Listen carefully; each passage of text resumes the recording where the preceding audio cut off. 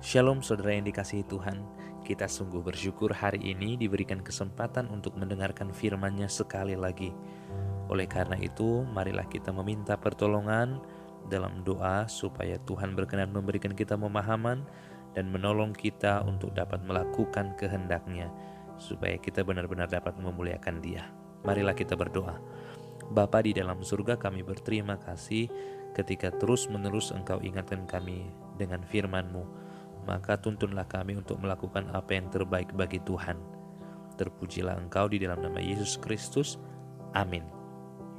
Firman Tuhan hari ini diambil dari Yeremia pasal yang ke-23 ayat yang ke-29.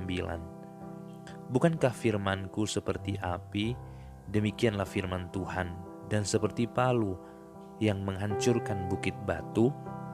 Sebenarnya Tuhan memberikan perkataan ini ingin menyambung apa yang dikatakan di ayat yang ke-28, ketika Tuhan berkata bahwa firman-Nya itu harus disampaikan dengan cara yang benar.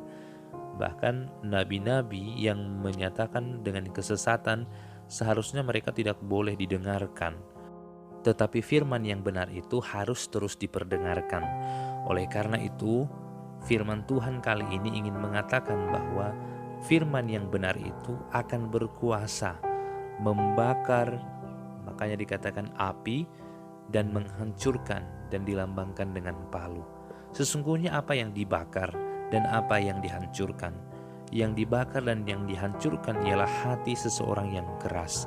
Sehingga dikatakan di sini menghancurkan bukit batu. Jikalau kita membayangkan bagaimana mungkin kata-kata dapat menghancurkan bukit batu, sehingga kita dapat memahami ini bahwa bukit batu yang dimaksudkan ialah hati seseorang yang mengeras, hati seseorang yang menjauh dari Tuhan, hati seseorang yang bebal, hati seseorang yang tidak lagi mau menerima kebenaran.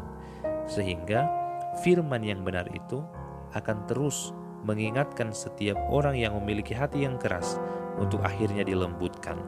Sehingga tidak ada kesempatan bagi manusia untuk dapat menyelesaikan permasalahan hati yang keras jikalau tidak dilembutkan dengan firman Tuhan. Firman Tuhan akan membuat kita semakin memahami bahwa ternyata kita membutuhkan pertolongan, karena kita harus sadar hati kita begitu rapuh, hati kita begitu kotor, dan kita harus dibersihkan. Hati yang keras bukan berarti hati yang mungkin selalu menolak didikan. Mungkin ada kalanya kita mendengarkan nasihat dari seseorang, tetapi masalahnya apa yang kita dengarkan kita tidak lakukan, sehingga itulah sebenarnya orang-orang yang disebut dengan hati yang keras. Banyak orang yang tahu apa yang benar, apa yang baik, tapi mereka tidak melakukannya. Tetapi apakah orang tersebut disebut orang yang hatinya keras? Ya, betul. Orang yang hatinya keras adalah mereka yang tidak mau melakukan apa yang benar. Maka firman Tuhan kali ini ingin mengatakan kepada kita, karena firman Tuhan itu adalah bagaikan api dan bagaikan palu yang menghancurkan bukit batu, maka kita harus mendengarkan itu terus-menerus, supaya setiap kekotoran dalam hati kita, setiap kekerasan dalam hati kita, setiap kebebalan dalam hati kita akan dihancurkan oleh firman Tuhan. Kata-kata manusia mungkin bisa menghiburkan hati kita. Perkataan yang indah, puisi yang indah mungkin bisa menghibur kita sesaat. Tetapi hidup ini bukan berbicara soal menghibur atau tidak dihibur saja, tetapi berbicara mengenai hati kita harus dilembutkan. Dan hati yang lembut itu tidak akan pernah dapat dilembutkan oleh manusia. Hati yang lembut hanya berasal daripada Tuhan, dan Tuhan melakukannya lewat firman-Nya.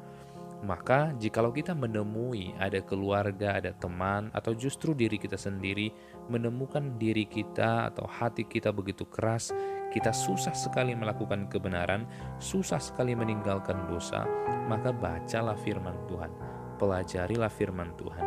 Mungkin kita tidak sadar hati kita telah dibersihkan, tetapi yakinlah dengan banyak belajar, dengan banyak mencari tahu, dengan banyak membaca, dengan sungguh-sungguh tentunya, dan meminta pertolongan dalam doa, maka Tuhan akan menolong kita dan melembutkan hati kita. Roh Kudus tidak mungkin tinggal diam saat Dia melihat ada orang yang terus meminta Ia bekerja. Maka sebagai orang percaya, harusnya kita terus meminta kepada Tuhan untuk Dia melembutkan hati kita. Dan hari ini saya mengundang kita semua untuk semakin hari semakin rajin baca Alkitab. Karena hanya dengan membaca Alkitablah Tuhan memberikan kita kesempatan di mana hati kita yang keras dihancurkan, hati kita yang rapuh ini dibakar, dan akhirnya nanti dikembalikan menjadi hati yang baru. Kiranya Tuhan menolong kita dan terus memakai firman-Nya untuk mengubah hati kita yang keras. Amin. Mari kita berdoa. Bapa di dalam surga, kami sungguh bersyukur atas firman-Mu. Tolonglah kami untuk sungguh-sungguh melakukannya, dan bantulah kami untuk dapat membagikannya kepada banyak orang, supaya banyak orang juga semakin mencintai firman-Mu, dan kami dapat memuliakan Tuhan bersama-sama. Terpujilah Engkau di dalam nama Tuhan Yesus Kristus yang terus mengajar kami. Amin.